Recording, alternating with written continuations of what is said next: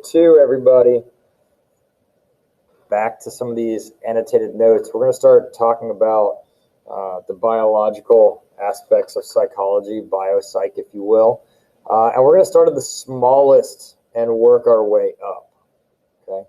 So today we're talking all about the structure and function of a neuron.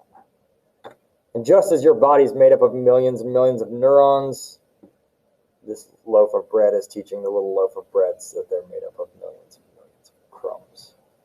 Feel free to laugh. It's funny. All right, so let's take a look at the overall structure of our nervous system, okay? Because that's essentially what our neurons are building for us.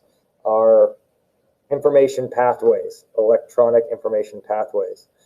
So at the top, you can see we've got your brain, your cerebellum, medulla, pons, your old brain there at the back of your skull, running down your central nervous system, okay, to your different levels of vertebrae.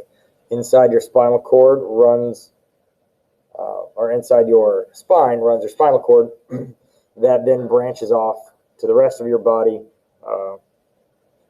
running just miles of nerves. You'd string them together.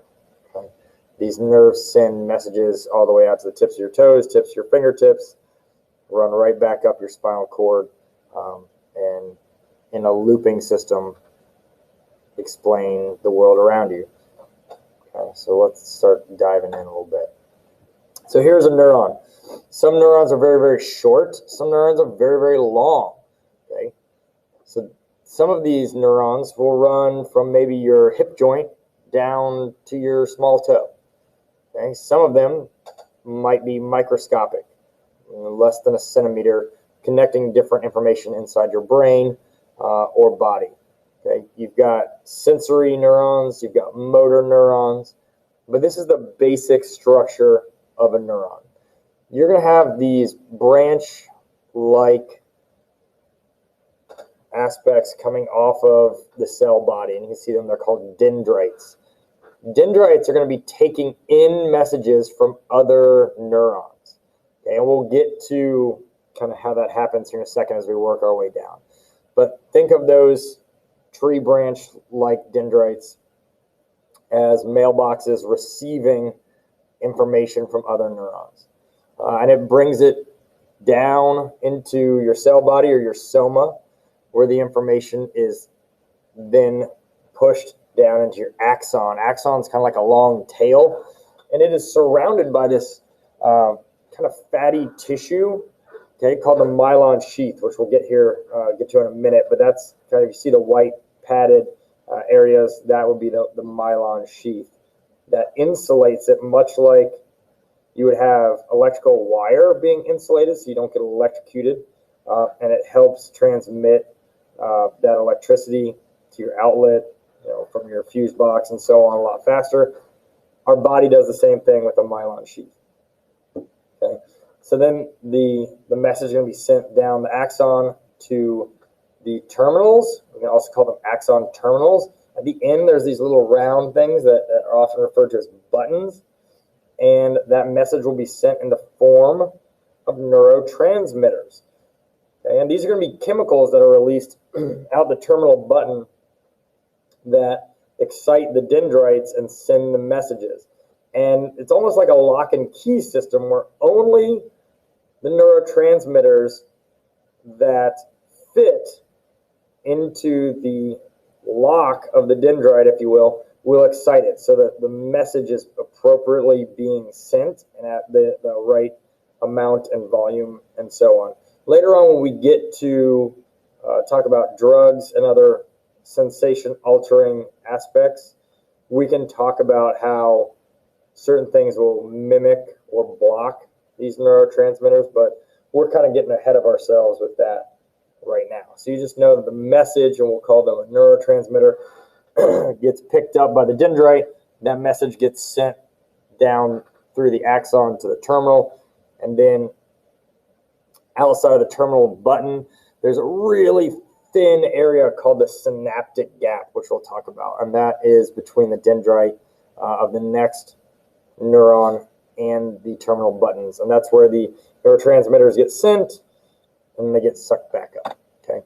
So here's another way of looking at it. And you can kind of see now the synapse or the synaptic gap, that really small area between the dendrites of the second neuron and the axon terminals of the first neuron. Okay. And you can also see the myelin sheath is now labeled. Well, it's a little bit tougher to tell because it's kind of a more transparent purple here. You can still see it's wrapping and insulating the axon so that the message can be easily sent down there. And if you have injuries to your myelin sheath, and we can go over this later, if you've got injuries to your myelin sheath, you've got a problem. Okay, if you've got nerve problems, you've got a serious problem.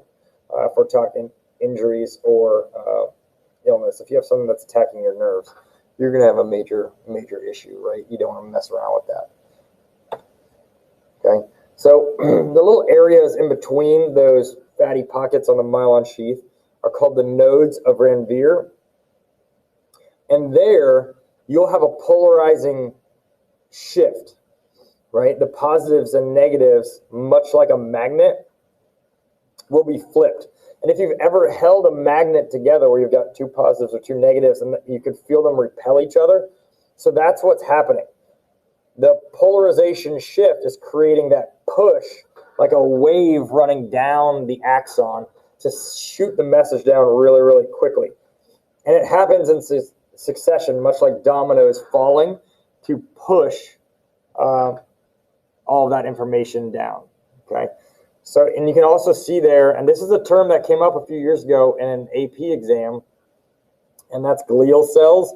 And glial cells make up the myelin sheath, right? So we'll see glial cells there. We'll see them in the eye in different places. Okay, but those are nerve cells that work around our neurons, okay? So I'll make sure I talk about it every time it comes up, just because it came up in one AP exam, and we all know it probably will never come up again, but you know, since it did, we might as well point it out. Okay, so here we are, right? We've got two different types of neurons. We've got our sensory neurons and we've got our motor neurons. At the top, you see a motor neuron. Okay, it looks very similar to what we were just going over with your dendrites and your soma and your axon and myelin sheath and everything else. But you notice that it is connected to muscle fibers. Okay, so right now, if you move your arms around, you stand up, jump, or even me talking, because muscles control your mouth and your vocal cords in your system, that is all being done through motor neurons. And in fragments or milliseconds, our neurons are sending messages from our brain to my mouth right now to tell you about what's going on. Okay? Same thing as if you're an athlete and you have to make a reaction play. Your eyes are taking in information that's being coded in your brain, sent through your motor neurons to your body to read a quarterback's eyes, break on a ball, intercept it, take it for 6, and have the crowd go crazy. Okay? That's how that works. Same thing if you're a musician and playing the guitar.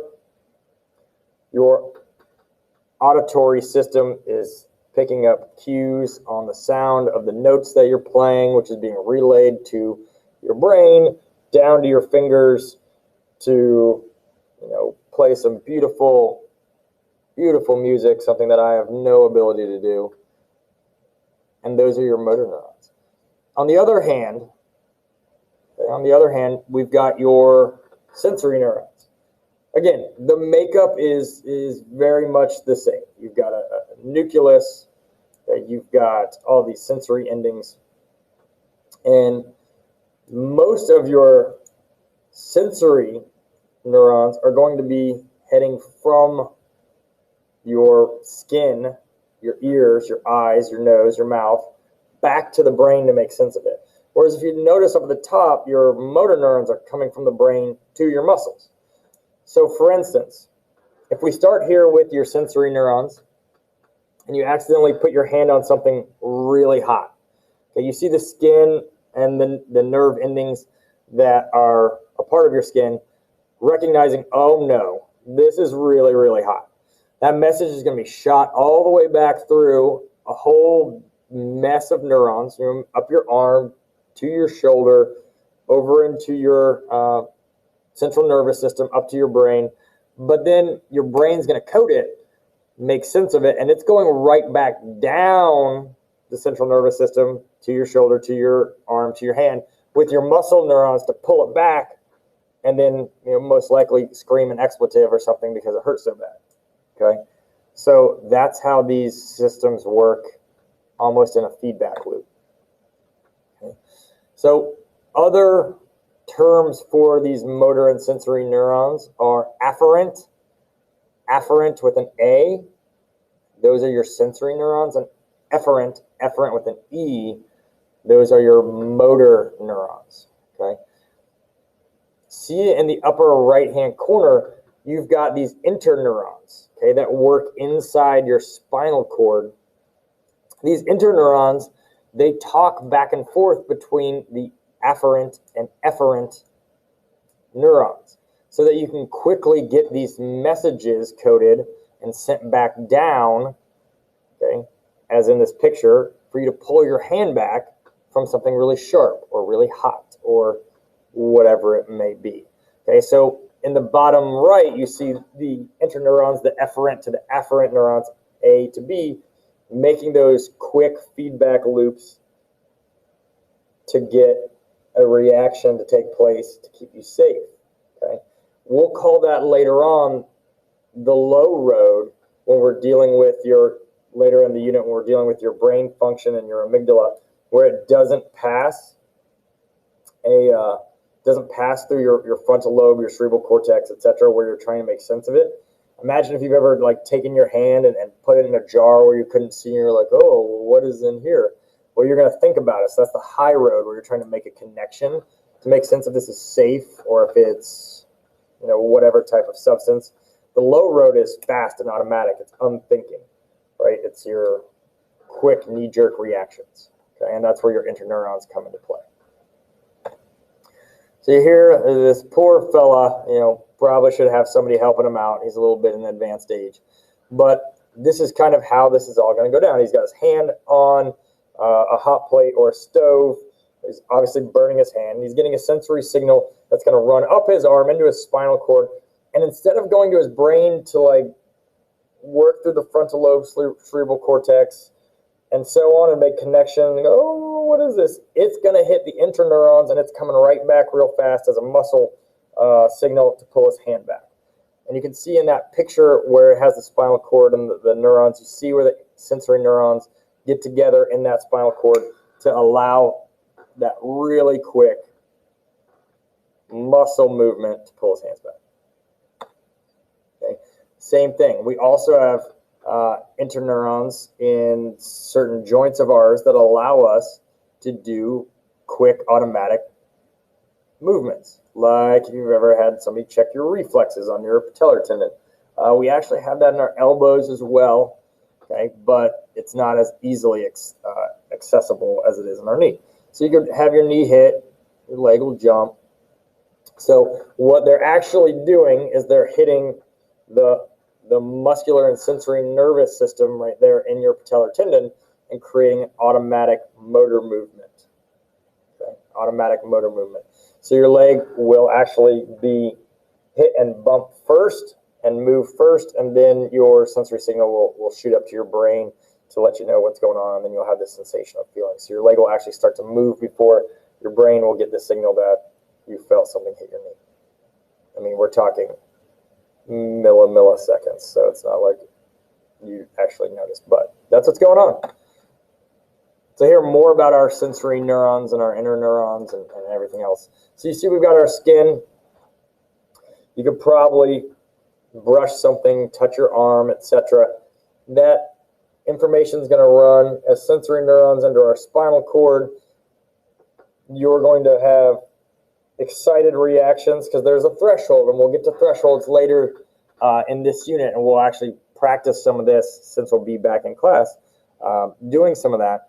But once your threshold is excited, then it's an all or nothing firing system, shooting that message from your skin into your spinal cord, all the way up to your brain, back to your muscles to make sense of something. Okay? So when we're looking at this, you can kind of follow the arrows.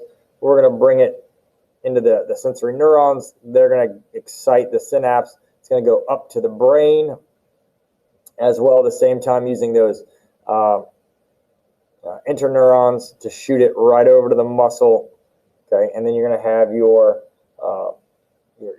flexor and your extension muscle neurons. Flexor is always usually going to be kind of bringing things together. Think about flexing your bicep. You're bringing your arm closer to your shoulder, flexing those muscles. Extender is going to be push away. So they're going to send a message to the one, do you need to pull away from it, closer to your body, or do you need to push away from something? And those are their own set of muscle neurons. Okay. So that is the quick version, annotated, of a neuron. We will be practicing and actually building one of these. We'll be doing a little edible neuron here real soon, depending on when you watch this. We might have already done it. But I hope that helped out a little bit as we start to build on our systems. This is the smallest one. All right.